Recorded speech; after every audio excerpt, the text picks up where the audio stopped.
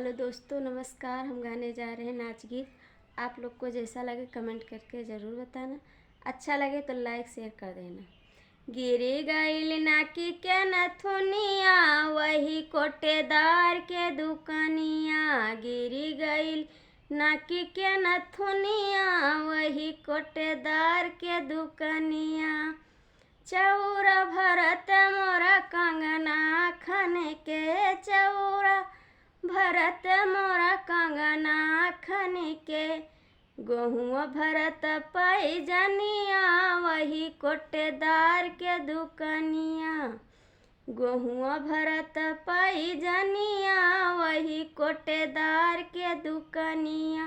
गिरी गईल नाकी के नथुनिया, वही कोटेदार के दुकनिया।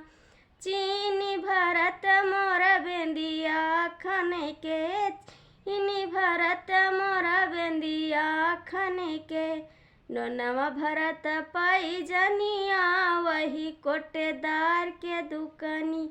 गिरी गईल नाकी के नथुनिया, वही कोटेदार के दुकनिया। गिर गईल नाकी के नथुनिया, वही कोटेदार के दुकनिया।